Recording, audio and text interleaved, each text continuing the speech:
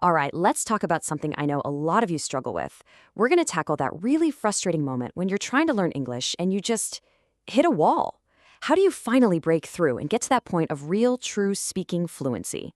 So, does this sound like you? You've spent years studying, right? You know all the vocabulary, you could probably get a perfect score on a grammar test. But then, when you actually have to speak, the words just get stuck. They just don't come out. It is so frustrating, and believe me, you are not alone. Yeah, there's actually a name for this. We call it the English fluency wall. It's this weird plateau, you know? Your brain is packed with all this knowledge, but when you open your mouth to speak, it just doesn't work. You're not a beginner anymore, not by a long shot, but you definitely don't feel fluent.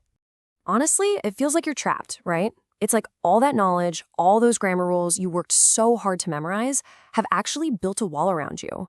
And you're constantly second guessing every single thing you want to say. So, the big question is, how do you break through that wall?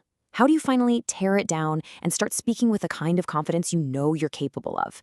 Well, the answer, it might not be what you think. All right, let's get into it. The key, this unexpected but super powerful tool, is storytelling. And I mean dynamic storytelling.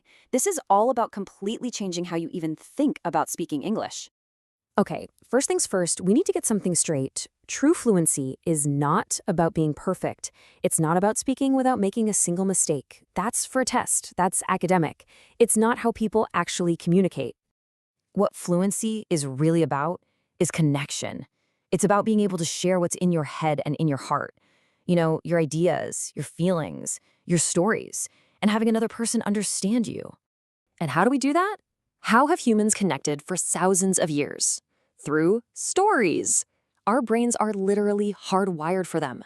I mean, think about this. Some studies show you're something like 22 times more likely to remember a fact if it's part of a story. Stories are just the natural way we use language. So just look at the difference here. The old way, it's all about memorizing lists of words and being terrified of making a mistake.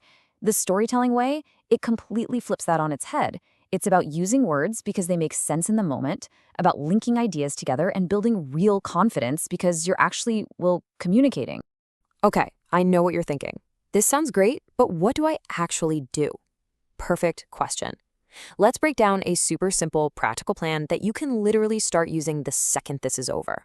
Okay, here's the framework. It's so simple. Step 1, just pick an easy prompt. I mean, really easy. What you did this morning, a funny memory, even just a picture you see. Step 2, and this is the most important part. Tell the story out loud for about a minute or two, and do not stop.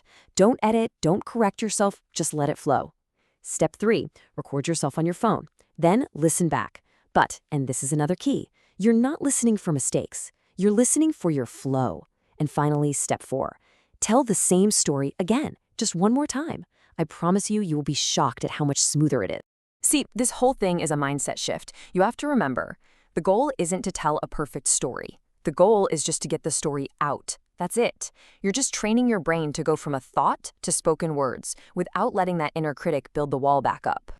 So what happens if you actually do this? You know, make it a regular habit? Well, the benefits are way bigger than just getting better at speaking. Here's what's happening in your brain. When you tell a story, you're forcing your brain to work in a whole new way. You're not just recalling words, you're activating the vocabulary you already have. You start thinking in English instead of translating everything in your head. Suddenly, those grammar rules aren't just rules anymore. They're connected to real meaning. And the biggest one of all, your confidence just skyrockets. It becomes real. And maybe the best part of all, this whole thing, it takes, 5 minutes? Seriously, that's all. We're not talking about hours and hours of studying. We're talking about a tiny, consistent habit that has a massive impact. I want you to think of it like this. You've already done the hard work. The knowledge is already there, inside you. This whole storytelling practice, it isn't about learning more. It's about finding the key to unlocking the fluent speaker that's been waiting inside you this whole time. All right, so as we're wrapping up, I just want to leave you with one last thing to really get you going. Don't think about doing this tomorrow or next week. What's the very first story you're going to tell right now? Just a little one, just for you. Because that's where the journey to fluency really begins. Not in a textbook, it starts with your story.